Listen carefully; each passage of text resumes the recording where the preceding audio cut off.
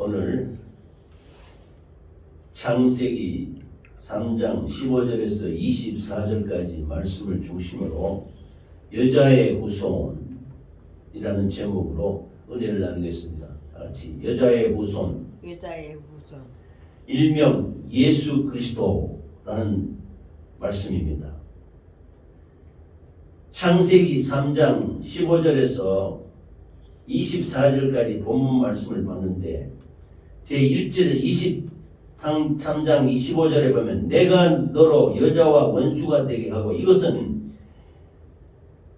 에덴 동산에서 하나님이 아담과 하와를 만드시고 복 주셔서 생육하고 번성해서 그 에덴 동산에서 아주 천국과 같은 에덴 동산에서 아름답게 잘 살으라고 이렇게 해주셨는데, 동산 중앙에 있는 나무실과인 선악과는 다 먹지 말라 이렇게 계명의 말씀을 주셨습니다.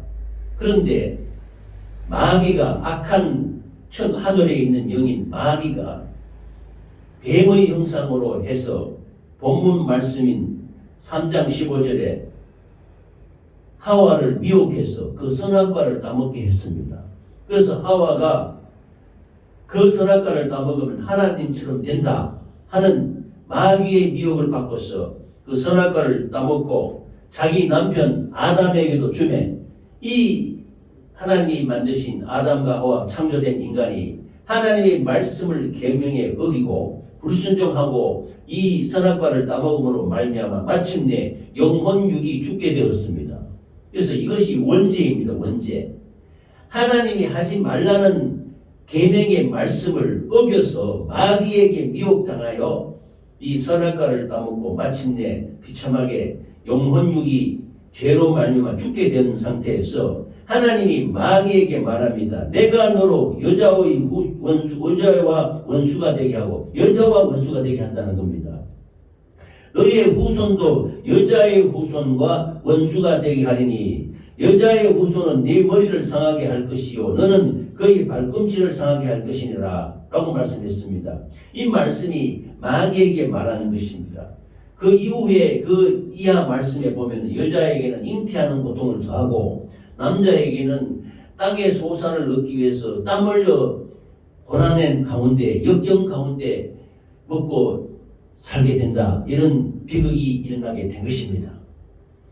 그래서 이 말씀과 더불어 요한복음 1장 14절 말씀을 제가 한 절 더 읽겠습니다. 요한복음 1장 14절에서 15절, 말씀이 육신이 되어 우리 가운데 거하시매 우리가 그 영광을 보니 아버지의 독생자의 영광이요 은혜와 진리가 충만하더라. 요한이 그에 대하여 증거하여 외쳐가로되 내가 전에 말하기를 내 뒤에 오시는 이가 나보다 앞선 것은 나보다 먼저 계심이니라 한 것이 이 사람을 가리킴이라 하니라 했습니다. 이 세상에 있는 모든 사람들은 저와 우리 모든 부부와 우리 모든 가족들과 우리 장차 올 만나 우리 교회 모든 성도들도, 이 세상의 모든 사람은 태어날 때 부정모혈로 태어나게 됩니다. 아버지 어머니의 그 속에서 부정과 모혈로 하나님의 형상들이 같지만은 사람의 자식으로 남자의 후손으로 태어나는 것입니다. 이것이 하나님이 남자와 여자를 이 땅에 만들어 살게 하시고 남자와 여자가 결혼을 해서 부정모혈로 자녀를 생산하게 만드는 모든 섭리 구조를 만들어서 살게 하셨던 것입니다. 이것이 남자의 후손인 자녀인 것입니다. 그러므로 우리의 사람은 여자의 후손이 아닙니다. 남자의 후손입니다. 그래서 자녀를 낳으면 그 자녀가 아버지 어머니의 그 사랑 속에서 참 그 부모의 그 희생과 그 사랑과 그 무단한 노력 속에서 태어나서 사랑받고 잘 자라게 되는 것입니다. 그래서 부모에 이어서 장성하면은 그 부모 세대를 이어서 그 후손이 다시 계속해서 역대의 연대로 이어가게 되는 것입니다. 이것이 인간 사회에 계속되는 계보인 것입니다. 그런데 오늘의 말씀의 주제인 여자의 후손은요, 이것은 남자의 후손이 아닌 것입니다. 부정모혈로 아버지와 어머니가 결혼해서 자녀를 생산하는 이 남자의 후손이 아닌 여자의 후손. 여자의 후손은 누구냐? 바로 예수 그리스도라, 이렇게 말할 수 있는 것입니다. 요한복음 1장 14절에 말씀이 육신이 됐다고 했습니다. 말씀이, 하나님은 말씀입니다. 요한복음 1장에 태초에 말씀이 계시니라. 이 말씀이 하나님과 함께 계셨으니 곧 이 말씀이 하나님이시니라, 이렇게 말씀하셨습니다. 그래서 하나님이 말씀이신데, 기록한 말씀이란 말입니다. 우리에게 들려준 이 말씀이 하나님이신데, 이 하나님이 육신을 입었다. 육신을, 우리 사람처럼 육신을 입고 이 땅에 오셔서 우리를 위해서 구원해 주시는 구세주가 되셨는데, 이것이 여자의 후손인 것입니다. 그러면 이 세상의 모든 사람은 부정모혈로 태어난 남자와 여자의 자녀, 바로 남자의 후손인 것입니다. 그러나 여자의 후손은 남자의 부정모혈, 원죄를 이어받고 나온 아담과 하와의 계보를 이어나가는 하나님의 자녀가, 사람의 자녀가 아니고 하나님이 말씀이 육신에 되어 태어나신 분이 바로 여자의 후손, 오늘 주제가 되는 바로 예수 그리스도라는 말씀인 것입니다. 할렐루야. 이 여자의 후손이 뱀, 마귀와 원수가 된다는 겁니다. 그래서 너의 후손, 뱀, 마귀의 후손도 여자의 후손과 원수가 되어서 여자의 후손인 예수 그리스도께서 마귀의 머리를 박살낸다, 상하게 한다는 겁니다. 그래서 너는, 마귀는 예수님을 십자가에 죽이게 하는 그 발꿈치를 상하게 할 것이다. 이것이 일명 원시복음이라 하기도 하고 초기 복음이라고 합니다. 구약 성경의 모든 말씀은 예수 그리스도를 나타내는 예표입니다. 예표. 예시다 말이에요. 예시. 제가 초기에 하나님의 말씀을 증거할 때 아브라함이 이삭을 데리고 모리아산에 가서 번제로 드리려 할 때 번제로 드리지 않습니까? 그때 여호와 이레가 이루어지는데, 여호와 이레라는 것은 하나님의 산에서 준비되리라, 하나님의 산에서 하나님이 나타나신다는 것입니다. 그래서 아브라함이 이삭을 죽일 때 그 독자, 네가 내 사랑하는 독자를 바치기까지 사랑하는 것을 아니 내가 바로 예수 그리스도를 너에게 보내주겠노라 한 여호와 이레가 이루어지는 것입니다. 그 여호와 이레로 이루어지는 순양, 수풀에 걸린 순양을 예표하는 예수 그리스도, 이것이 바로, 이분이 바로 여자의 후손인 것입니다. 그래서 여자의 후손은 창세기 3장 15절에 내가 너로 여자와 원수가 되게 하고 너의 후손도 여자의 후손과 원수가 되게 하리니 여자의 후손은 내 머리를 상하게 할 것이요 너는 그의 발꿈치를 상하게 할 것이라 했습니다. 이 세상의 모든 인류, 수십억의 인류는 아담과 하와를 이어서 태어난 사람의 자녀, 남자의 후손인 것입니다.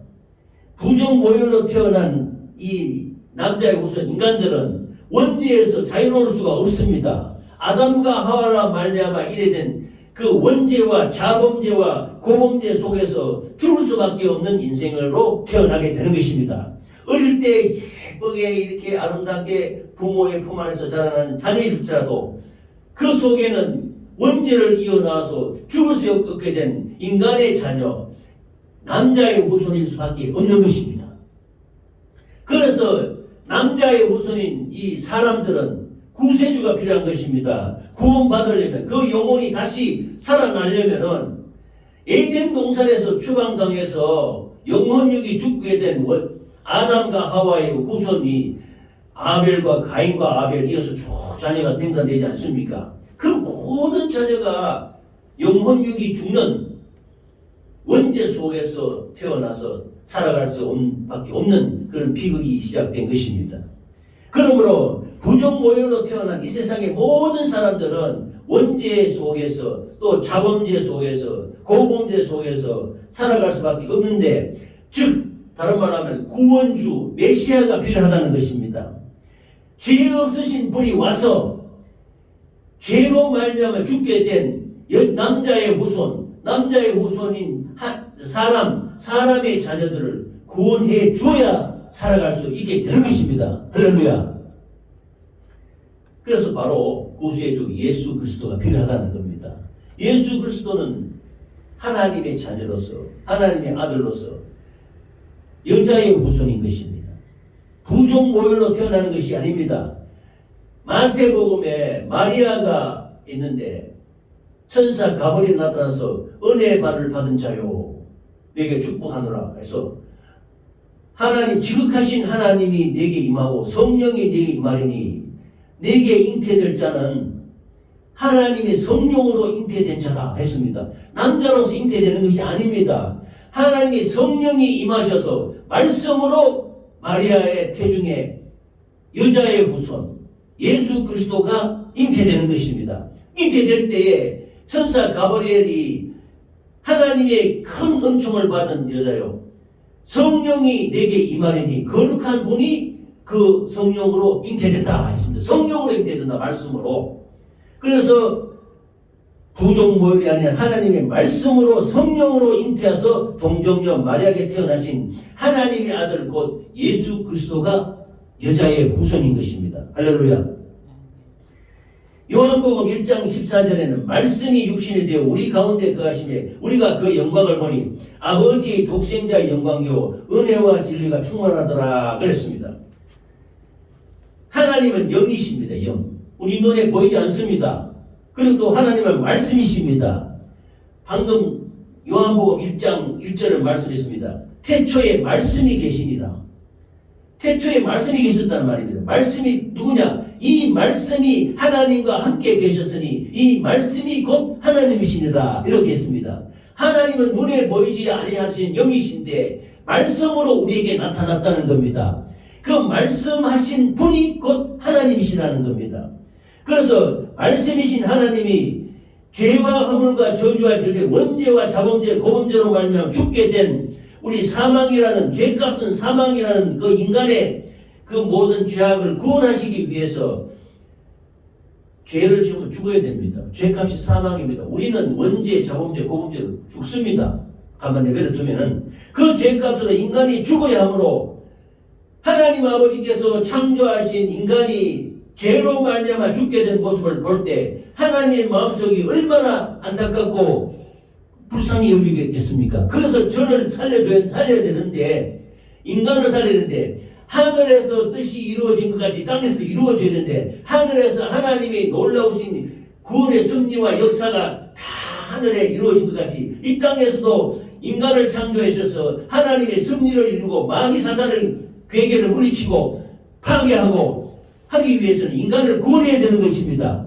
그 자기가 지으신, 하나님이 지으신 인간, 남자의 후손인 인간을 살리기 위해서는 죄로 죽게 된 인간에게 대신 그 죄를 짊어지고 죽으실 구세주 메시아가 필요한 것입니다. 그러니까 이것을 대속이라면 대속, 따라하십시다. 대속. 구원해 주실 메시아가 나야 되는데 이 메시아는 죄가 없으신 분이십니다.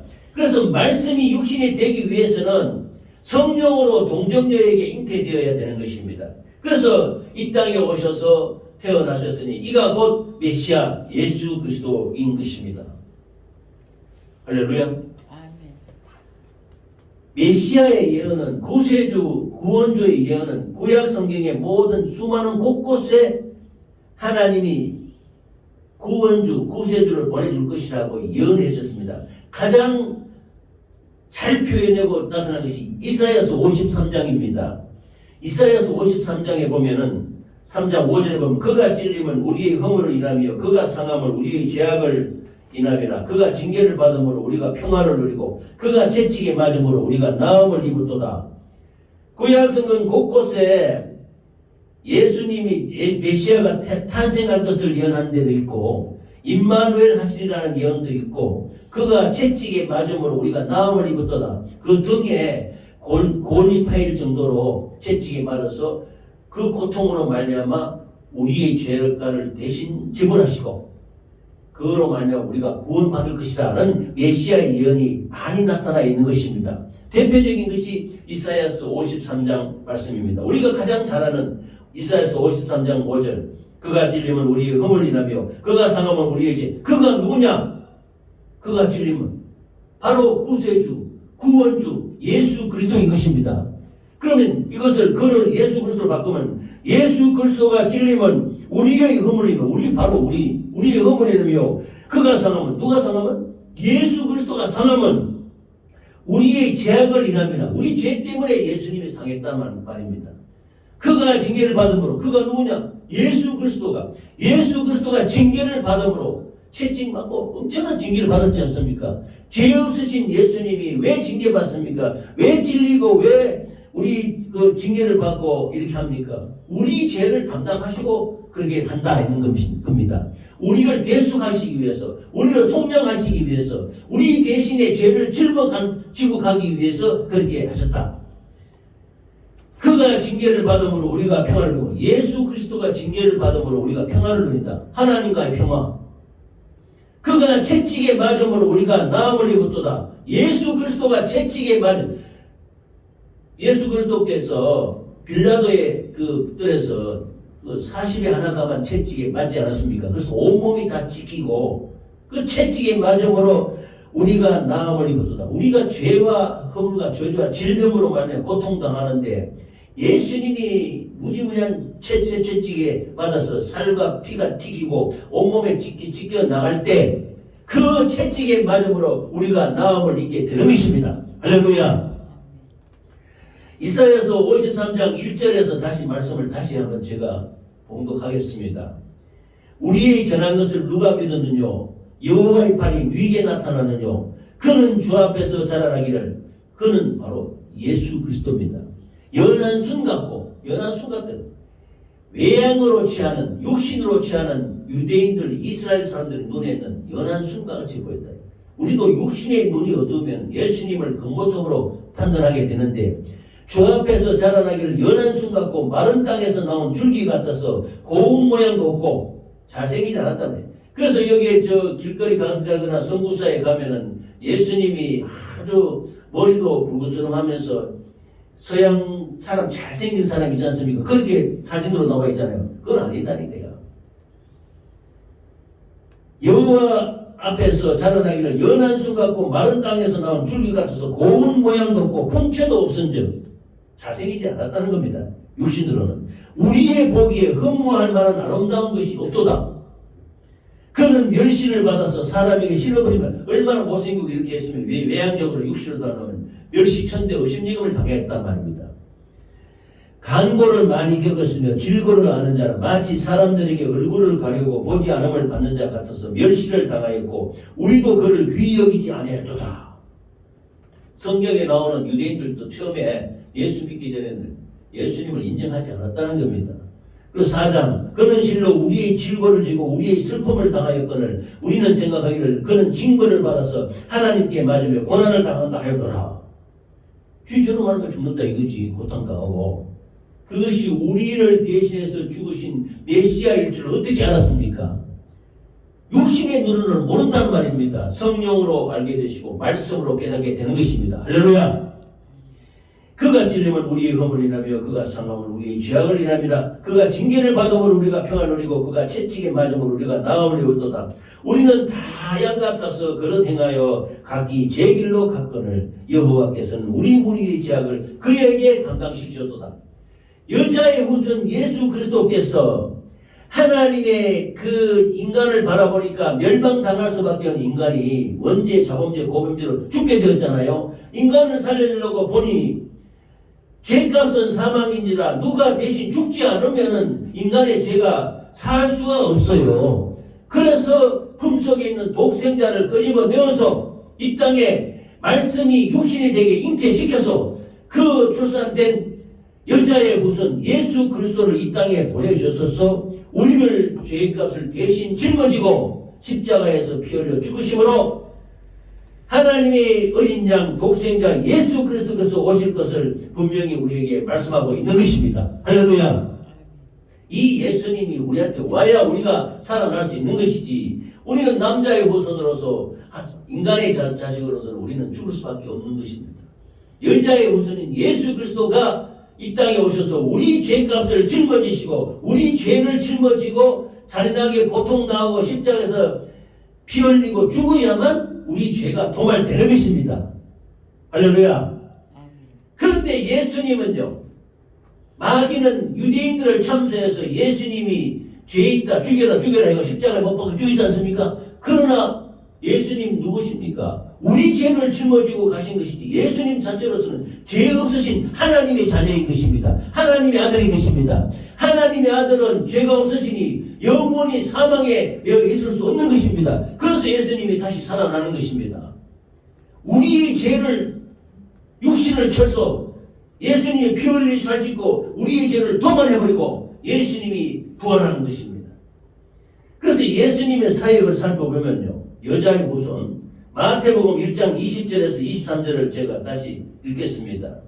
이 일을 생각할 때에 주의 사자가 현몽하여 가로되 다윗의 자손 요셉아 내 안에 마리아 데려오기를 무서워 말라.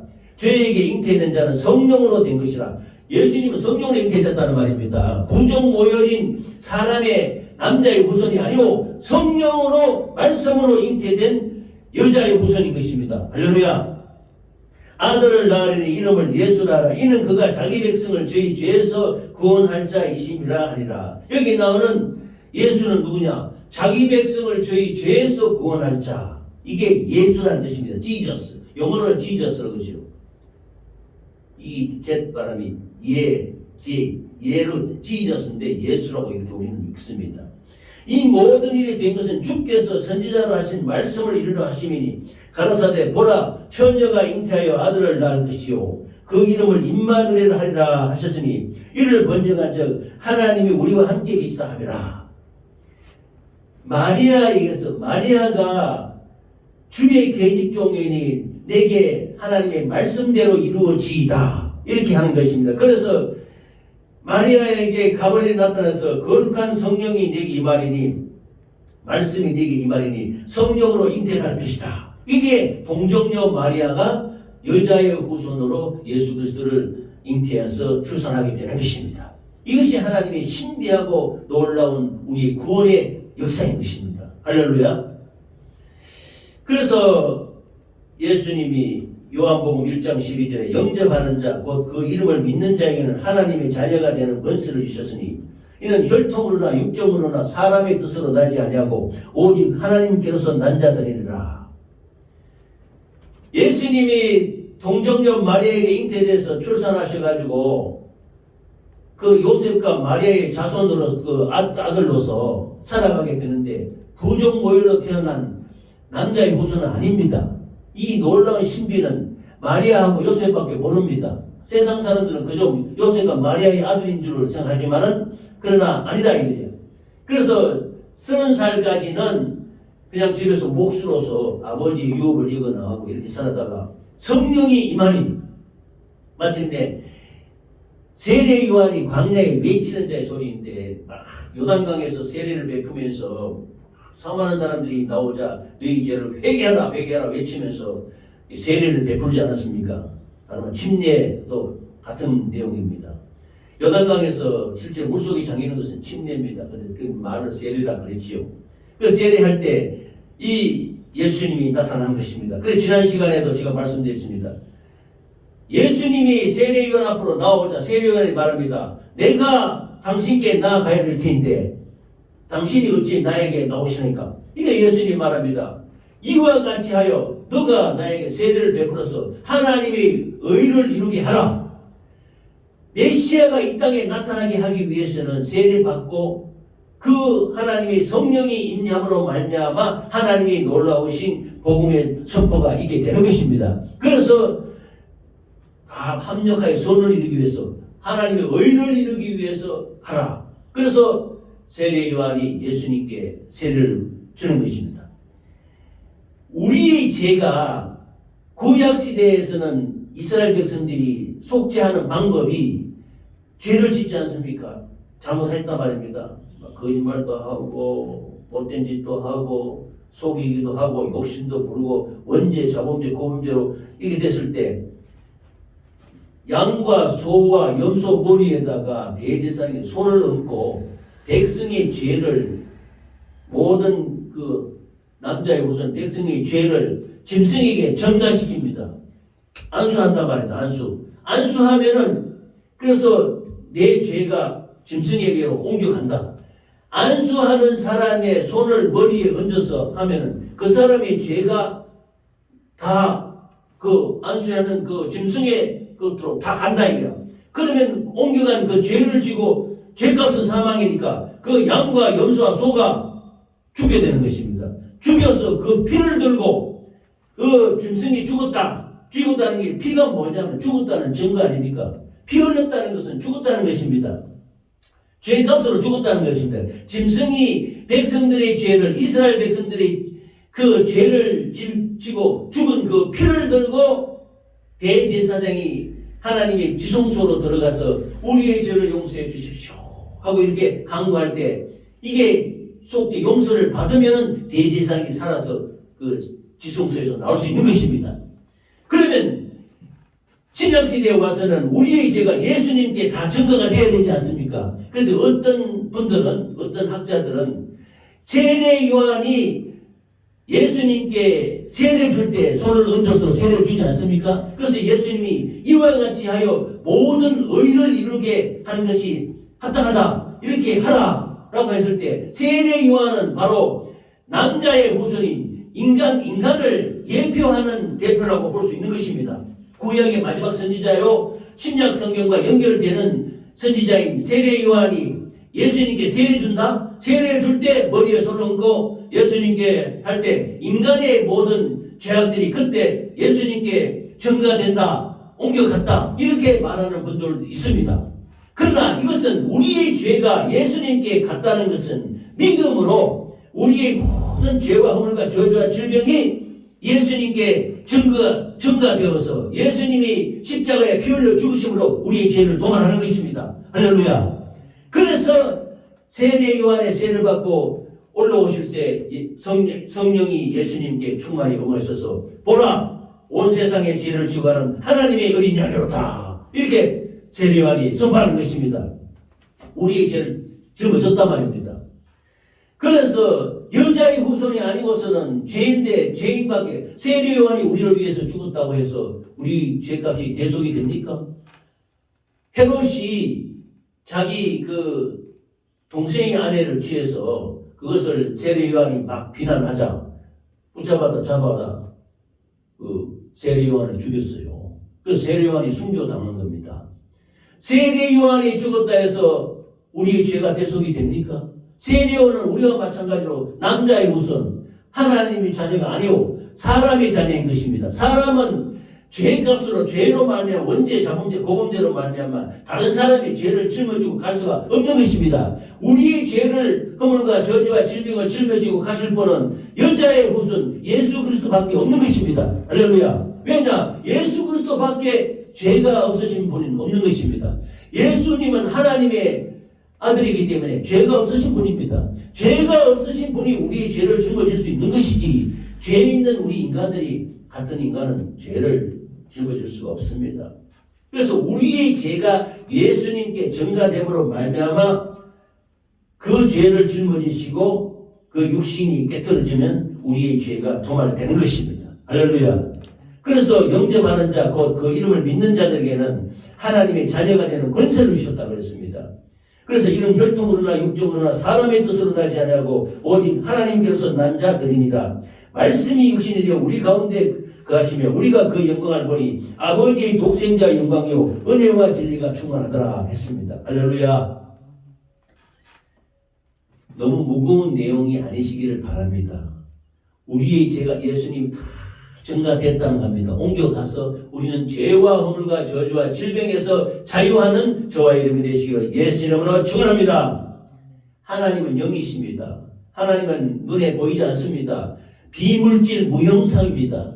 물질이 아닙니다. 하나님은 이런 물질 상태에서 나타나는 게 아니고 형상, 어떤 모양이 없습니다.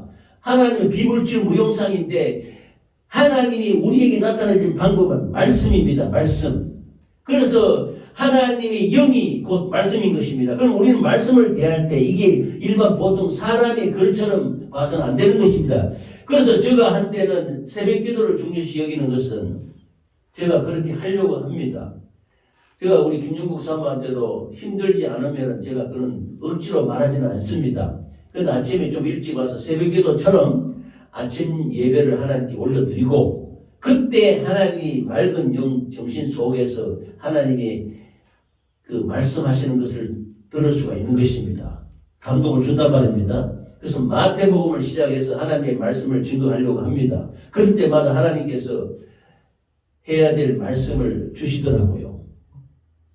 이 새벽 예배를 마치고 어떤 때 올 때 그때 한창 우리 김용복 사모께서 저에게 귀한 큰 성경책을 사줬는데 그 성경책을 읽지 않았습니까? 읽을 때 있잖아요. 새벽에 가서 내 하는 행실을 꼬라지를 보니 하나님 앞에 무릎 고개 숙이고 기도할 때 눈물밖에 나오지 않는 거예요. 그때 막 눈물 콧물로 쏟으면서 회개도 하기도 했는데 그 뿌리가 뽑히기가 쉽지 않지요. 근데 오랜 시간 후에 은혜 받고 모든 육신의 정욕을 철폐를 하고 정리를 하고 믿음으로 살려고 나아가곤 했는데 그 새벽 예배에서 은혜 받고 와서 성경을 읽을 때 이 말씀이 기록된 말씀이 아니에요. 막 꿈틀꿈틀 움직이는 거예요.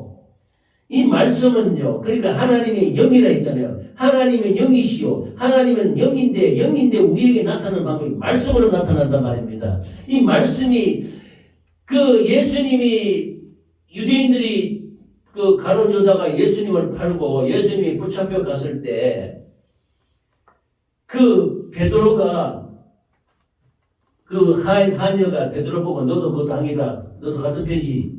너 말소리가 정부한다. 너도 분명히 갈릴리 나사렛 그 같은 당이다. 그러니까 베드로가 아니요. 나는 저주할까지 난 아니다. 예수님을 부인합니다. 부인하는데 닭이 울잖아요. 닭이 울면서 베드로가 예수님이 네가 나를 3번이나 부인하리라 하는 그 말씀이 생각나서 밖에 가서 통곡을 하는 겁니다. 베개 아래. 그 장면을 읽는데 하나님의 말씀이 살아있는 겁니다. 말씀이 살아있는데 내가 베드로가 된 거예요. 내가 베드로에서 나도 예수를 모른다. 나는 같은 당 아니다. 나는 저주컨대 나는 그와 같은 당이 아니다. 이렇게 저주하는 내 모습이 보이는 거예요. 이 하나님의 말씀은 살아있고 운동력 있고 낯선 이해한 것 같아서 이게 하나님의 영으로 하신 말씀인 것입니다. 그래서 하나님은 영이신데 영은 곧 말씀이라는 것입니다. 이 말씀은 살아있다는 겁니다. 이 말씀이 놀랍게 꿈틀꿈틀 역사할 때 내 속에 엄청난 그 감동이 온 거예요. 그때부터 성경을 읽어서 많이 되는데 그런 아주 놀라운 체험은 평소에는 잘 없어요. 그동안 이제 그 이후에는 말씀을 읽으면 말씀이 참 좋아 보이고 은혜가 되고 이런데 그렇게 말씀이 직접적으로 그 말씀이 막 살아 움직이고 역사하는 말씀이에요. 그런 장면들이 곳곳에 있는데 그런 은혜를 주신 것입니다. 그래서 그때 알게 된 것이 이 하나님은 영이신데 영이 곧 말씀이구나. 이 말씀이 살아있는 역사구나. 이렇게 체험하게 된 것입니다. 할렐루야. 그러므로 우리는 있잖아요. 이 말씀이 살아있기 때문에 본문 요한복음 1장 말씀에 말씀이 육신되어 1장 14절에 말씀이 육신됐다 하는 걸 이걸 믿어야 되는 겁니다. 이게 성육신했다는 이 귀한 말씀입니다. 이것이 안 믿어지면 이거는 구원이 없어요. 말씀이 육신되어 우리 가운데 거하시면 우리가 그 영광을 보니 아버지의 독생자의 영광이요 은혜와 진리가 충만하더라. 그래서 하나님의 말씀이 마리아에게 임해지니 그 말씀이 육신이 되어서 잉태가 되는 것입니다. 부족 모혈로 태어난 남자의 후손이 아닙니다. 여자의 후손 바로 하나님의 말씀으로 잉태된 하나님의 아들인 것입니다. 할렐루야.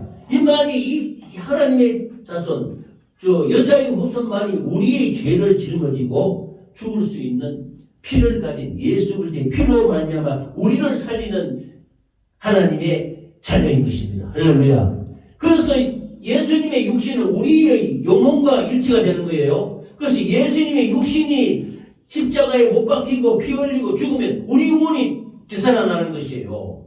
예수님의 육신은 물론 피도 나고 육신을 입었기 때문에 피도 나고 상처도 나고 합니다만 그 육신은 말씀이 육신이 된 것입니다. 그렇기 때문에 예수님의 육신이 깨트러지면은 우리 육신이 우리 영혼이 되살아나는 것입니다. 우리의 죄와 허물과 저주와 질병을 담당하시고 예수님이 십자가 피 흘려 죽으시고 육신이 깨어지잖아요. 깨어지면은 우리의 영혼이 소생하는 것입니다. 우리의 영혼의 죄를 담당하고 죽으셨기 때문에 이런 놀라운 은혜를 믿으시기 바랍니다. 아멘. 그래서 우리의 영혼을 소생시킬 것은 예수님의 육신밖에 없습니다. 예수님이 육신에 피를 흘려야 우리 영혼이 소생되는 것입니다. 그래서 요한복음 1장 36절에 예수의 다니심을 보고 말하되 보라 하나님의 어린 양이로다. 그래서 세례 요한이 영적인 눈을 열어보니 저가 사람들이 죄를 짊어지고 갈 어린 양, 하나님의 어린 양. 하나님의 어린 양이라 모든 백성의 죄를 다 짊어지고 십자가에서 죽으실 어린 양이다. 어린 양. 바로 이 어린 양은 여호와 이레 이르신 모리아산에서 이삭 대신에 나타난 순양과 같은 것이요. 또 이것이 우리를 위해 죽으실 구약의 모든 양과 같이 예표되는 하나님의 어린 양, 죽으실 하나님의 어린 양이신 것입니다. 할렐루야. 그러므로 여자의 후손은 하나님의 어린 양 예수 그리스도로서 죄를 지고 가는 양입니다.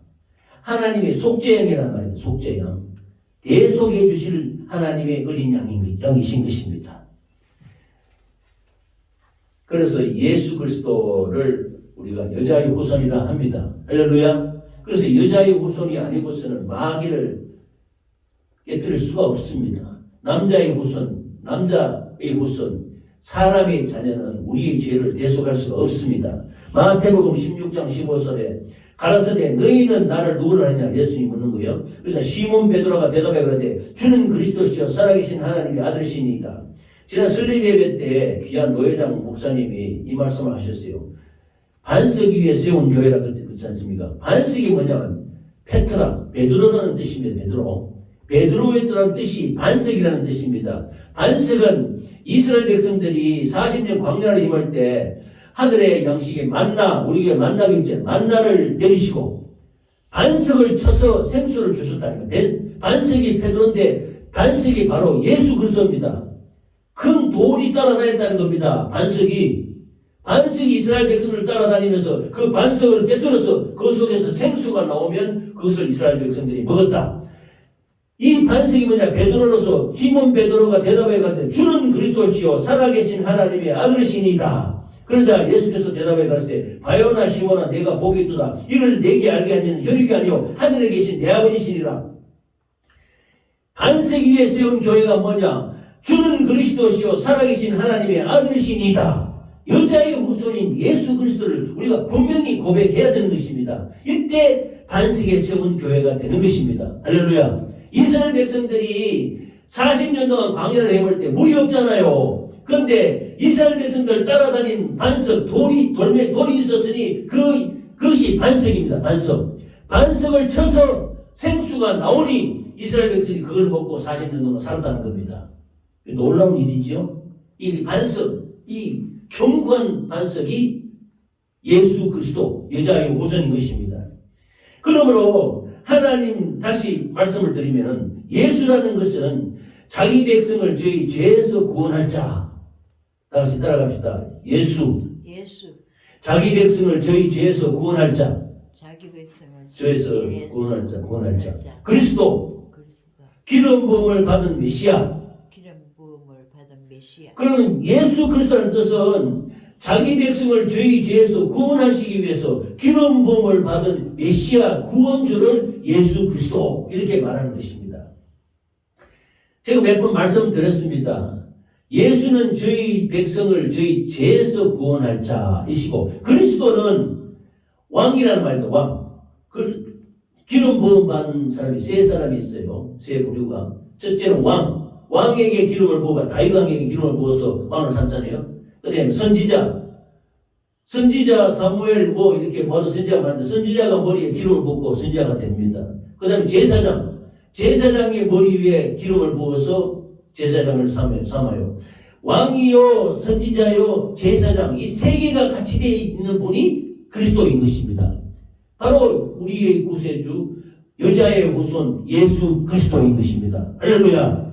이를 믿음으로 말미암아 우리가 구원받고 영원한 천국에 이르기까지 할렐루야 우리에게 구원을 주시는 메시아이심을 믿으시기 바랍니다. 할렐루야. 하나님이 이 모든 것은 하나님은 알게 되는 것은 성령이 아니고서는 안 됩니다.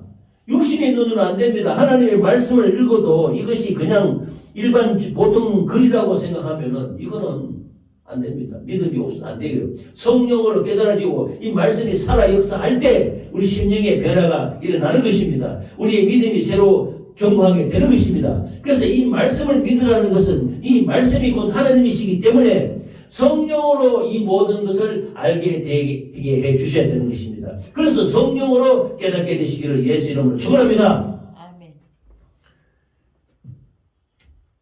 좀 정리를 해야 되겠습니다. 너무 이게 내용이 방대하고 커서 몇 시간을 두고 얘기해도 예수 그리스도라는 한 가지 주제만 해도 엄청난 역사이 있지 않습니까? 성경의 주제는 바로 예수 그리스도입니다.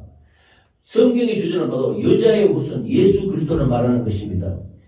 여자의 후손이 아니고서는 마귀를 깨트릴 수가 없습니다. 구원을 받을 수가 없는 것입니다.